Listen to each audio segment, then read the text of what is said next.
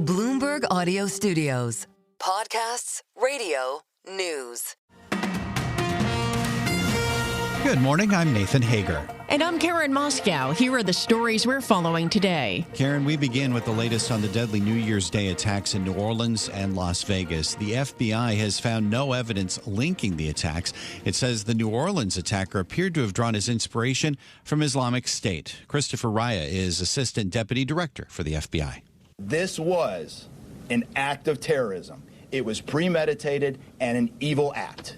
At this point, there is no definitive link between the attack here in New Orleans and the one in Las Vegas. Still, FBI Assistant Deputy Director Christopher Reyes says there were similarities. Both suspects had military backgrounds and they rented their vehicles through the same car-sharing app, Turo. Investigators do, though, believe that both men acted alone. Well, Nathan, President Biden addressed the incidents yesterday, saying he stands with the people of New Orleans. People of New Orleans are sending an unmistakable message.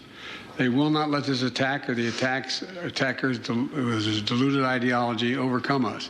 President Biden says he's directing the FBI to continue looking for any link to foreign terrorism. President-elect Donald Trump sought to draw links between the attacks and border policy under Biden in a post on social media, despite the suspects being U.S. citizens. Well, meantime, in Washington, Karen, lawmakers are gearing up for a big vote on Capitol Hill. The House of Representatives names a new speaker today as the new Congress gets underway. And President-elect Trump says he's going to lobby Republicans to back the current speaker, Mike Johnson. Let's get more from Bloomberg's Amy Morris in Washington. The message from Speaker Johnson: we need to stay unified so we can save the country, and I think that's an important message. Well, Trump acknowledges some lawmakers in the party have reservations about allowing Johnson to retain the gavel. I think they'll support Speaker Johnson. Almost everybody likes him. Others are very good, too, but they have 30 or 40 people that don't like him, so that's pretty tough. The party will hold a narrow majority in the incoming House, and Johnson is facing criticism from ultra-conservative lawmakers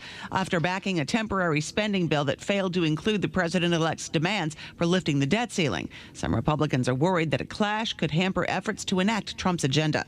In Washington, Amy Morris, Bloomberg Radio. All right, Amy, thank you. We do have another major political note this morning. Sources tell Bloomberg News that President Biden will block the sale of U.S. steel to Japanese-owned Nippon Steel.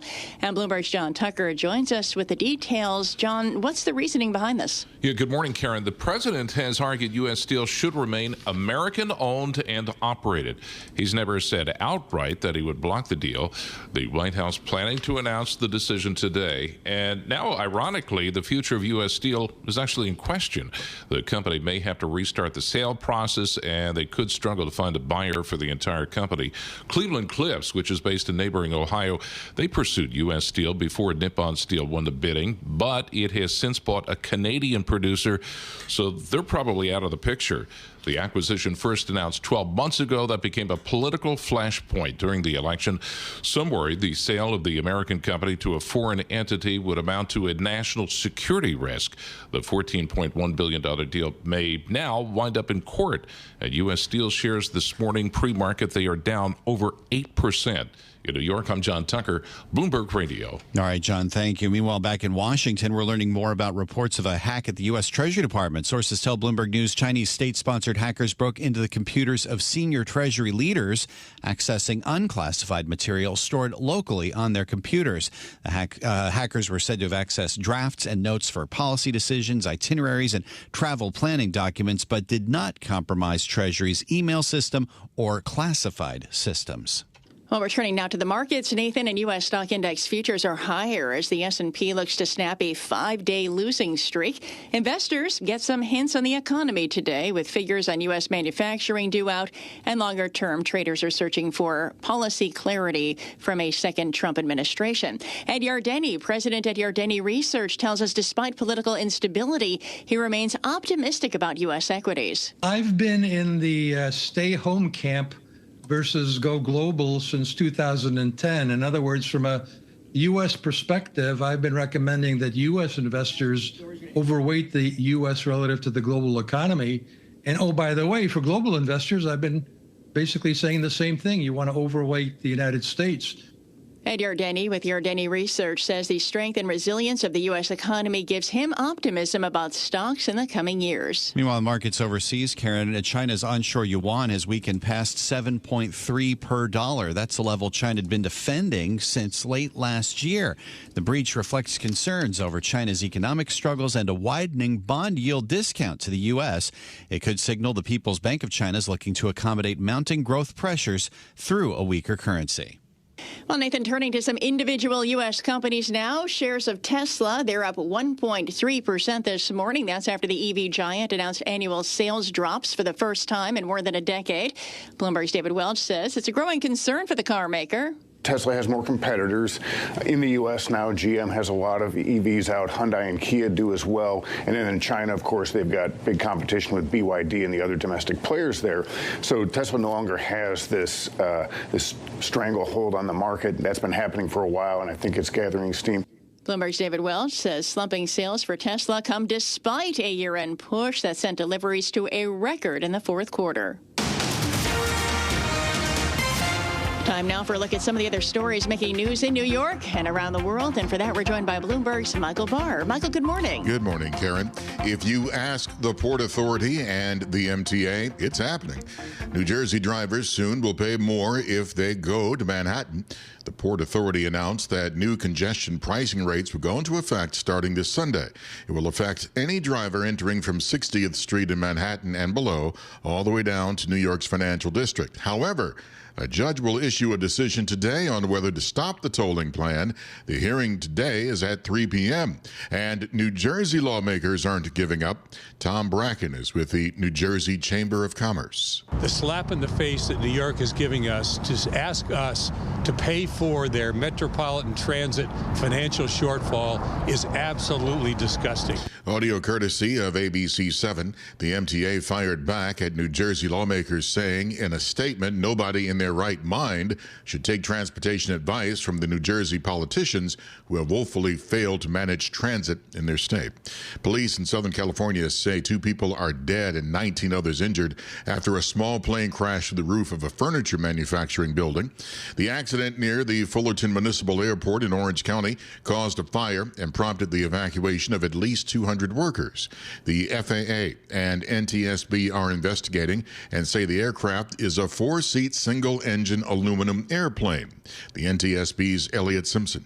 It's a kit-built airplane. It's a very popular airplane. There's about 1,100 of them have been built, and about 11,000 Vans aircraft have been built. So it's a pretty popular kit-built airplane. The NTSB's Elliot Simpson also says shortly after takeoff, the pilot called for an immediate return to the airport. At the White House, President Biden presented 20 Presidential Citizens Medals.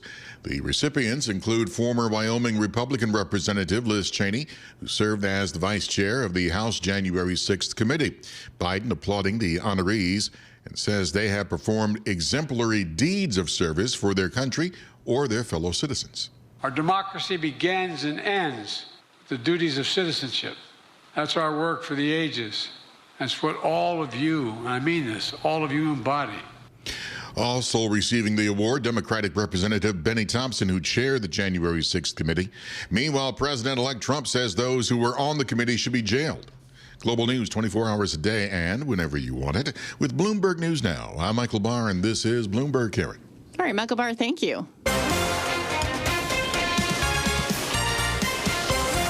Time now for the Bloomberg Sports Update, brought to you by Tri-State Audi. Here's John Stashower. John, good morning. Good morning, Karen. The expanded college football playoff now down to the field it used to be. 4 teams remain, and they are 4 of the 7 winningest teams in college football history. A week from tonight in Dallas, Texas will play Ohio State the night after a semifinal game in Miami. Penn State against Notre Dame. The Fighting Irish took on Georgia in the Sugar Bowl in New Orleans, and this was how the second half began. Here's a kick to start the half. Jaden Harrison might get a chance here. Going to bring it out from his own 2-yard line.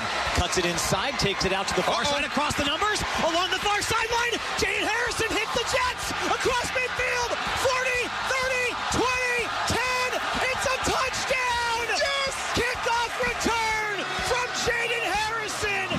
88 yards. Notre Dame Network Irish won 23-10. Notre Dame scored 17 points in a 54-second span. The 4 teams that had first-round byes all lost to the teams that won in the first round. At the Garden, a win for the Rangers. Pair of first-period goals stood up. 2-1 over the Bruins. Ends the Rangers' 4-game losing streak. At UBS, same score. Toronto topped the Islanders. Capitals lost to the Wild 4-3. Good win for the Nets. 113-110 in Milwaukee. 26 points for Cam Johnson. 33 for Jason Tatum. Celtics won at Minnesota 118-115. Golden State blew out Philly by 34. Steph Curry took 8 3-pointers, made all 8. The Thunder beat the Clippers. That's 13 wins in a row for Oklahoma City, who tonight will host the Knicks. They've got a 9-game winning streak of their own. This will be the second game that Knicks fans who have Optimum Cable will not be able to watch due to the dispute with the MSG network. Pro Bowl rosters out. The Ravens led the way with 9 selections. The Lions had 7. Washington's Jaden Daniels, only the 4th rookie quarterback to be named.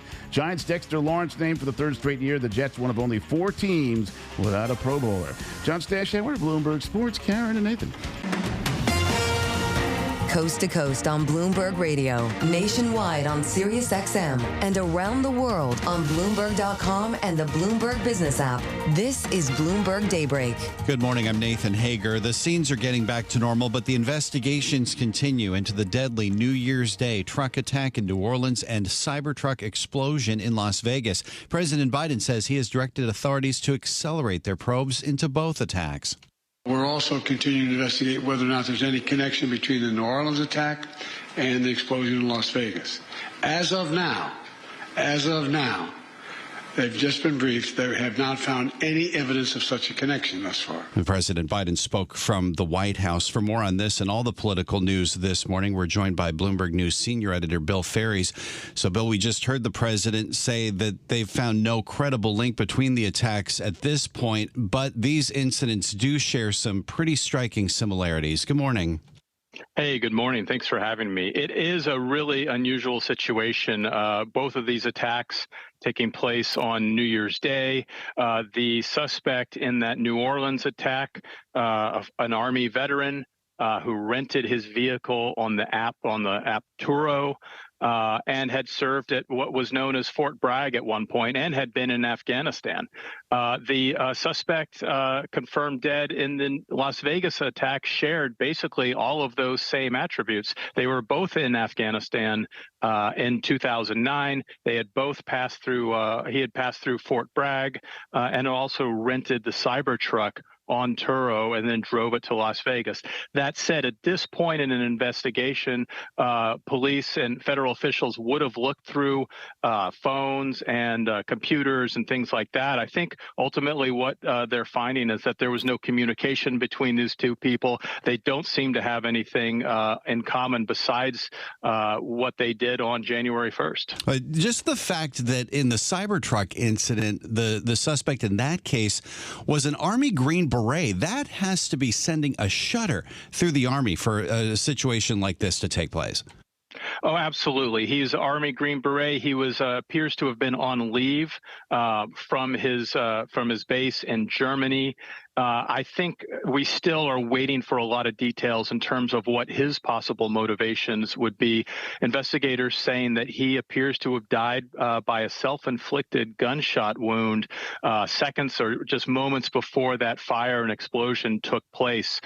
They have not actually concretely identified him through DNA or those things, but they did find his identification and other belongings that they linked to him in the truck. But there's going to be a deep look at sort of what was going on in his mind, what has been going on with people he talked to in the days and weeks before this took place. And while the president has been focused, of course, on these incidents over the last couple of days, we know now that he's been focused as well on his decision over whether to allow the U.S. Steel takeover by Nippon Steel to go forward. And it looks like that decision is no. That's right. It looks like I think the president had until early next week to make a final decision after that Committee on Foreign Investment in the United States issued its report to him. But we know from our reporting that the White House is planning to announce this decision most likely today, Friday, and that he is going to reject it. Now, he signaled all along that he was likely opposed to this deal, this $14 billion deal. It's been hanging out there for, I think it's been more than a year now. But this will mean that he kind of puts a final nail in the coffin of it. There was an effort by the companies involved to try to make some changes at the last minute. That doesn't appear to have convinced the administration to support it. Now, this is a victory for the United Steelworkers Union. It had been opposed to this deal going forward, but the rank and file had kind of broken with the leadership on this, right? That's right. They local workers had signaled support for it. Local officials had signaled some support for it. The company had worked a couple times to try to revise the deal to make it more appealing. We knew before the election that it was a very difficult political. It had slim chances of passing before the election, but there was some thinking that after you got past the election and people didn't have to worry about the votes so much, that maybe either President Biden or President-elect Trump, who also opposed it, would change his mind. That hasn't happened. This is Bloomberg Daybreak, your morning podcast on the stories making news from Wall Street to Washington and beyond. Look for us on your podcast feed by 6 a.m. Eastern each morning on Apple, Spotify, or anywhere else you listen. You can also listen live each morning starting at 5 a.m. Wall Street time on Bloomberg 1130 in New York, Bloomberg 99.1 in Washington, Bloomberg 92.9 in Boston, and nationwide on Sirius XM Channel 121. Plus, listen coast to coast on the Bloomberg Business app, now with Apple CarPlay and Android Auto interfaces. And don't forget to subscribe to Bloomberg News Now. It's the latest news whenever you want it, in 5 minutes or less. Search Bloomberg News Now on your favorite podcast platform to stay informed all day long. I'm Karen Moscow. And I'm Nathan Hager. Join us again tomorrow morning for all the news you need to start your day right here on Bloomberg Daybreak.